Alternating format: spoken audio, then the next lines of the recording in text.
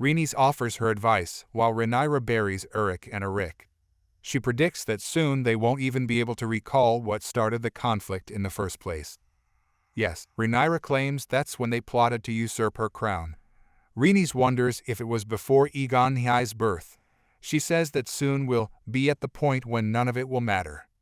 I hold Otto responsible for pressuring his young daughter to wed Viserys.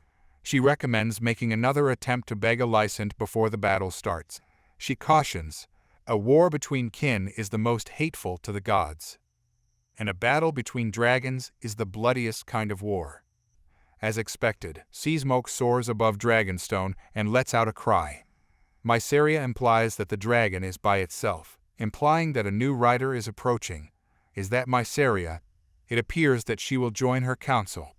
Given that Rhaenyra's council consists of 7 people that share the same appearance and voice, I can now understand why so many viewers have only joined Team Green thus far. Issue to the public: name just one individual seated at this table. If it becomes too much for her to handle, they even offer to take over the show themselves in this episode. Treason? Inquires Rhaenyra. It's time to make new acquaintances. Since being elevated to the position of Hand of the King, Sir Criston Cole's Kingsguard has been notably more relaxed. As he arrives downstairs, the Knights of Aegon II are idling around. Then he picks up his large marble and walks into the King's Council meeting.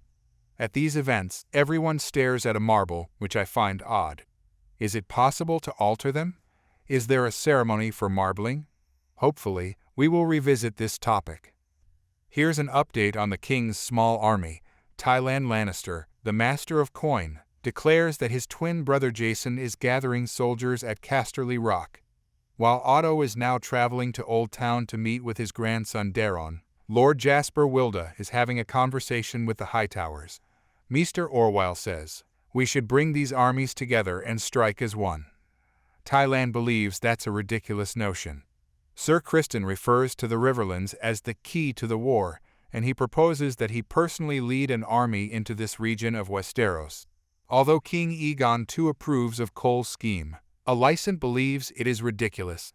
He's all for war, honey, blood and steel. He would even take off on his own if someone would allow him to.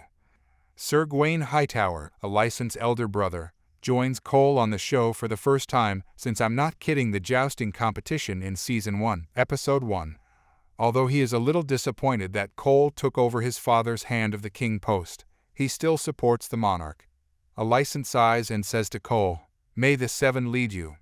She feels upset that her new partner is fighting dragons, a conflict that most likely a human could not win.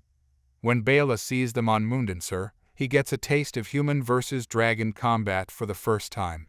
Criston and Gwaine can safely hide in the bushes. Larys goes out for a night on the town when he finally persuades King Aegon II not to come. When he gets to the bar, he sits down next to a new person who seems like Johnny Paradise. He's the local resident with a thick accent that I warned you to watch out for in the previous episode, if you remember. Despite the fact that he goes by Ulf, he claims to be a Targaryen. He says, "I'm the son of Balon the Brave." Yes, Balon was Yehare's son. If this man is telling the truth, he's Daemon's bastard half-brother.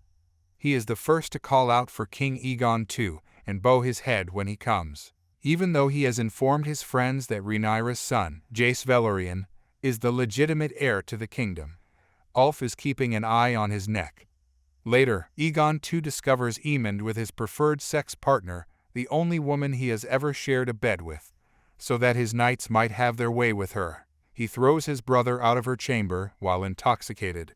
Seething, Aemond leaves in full nakedness. As a last resort, Rhaenyra begs Mysaria's assistance in entering King's Landing's church covertly so she can talk to Alicent. She is escorted into wearing a nun's garb with the same ease as Sir Eric broke into her bedroom in the last Dragonstone episode. Rhaenyra's goal is still to prevent war. Men are drawn to blood, she informs Alicent. I am aware that you lack that desire.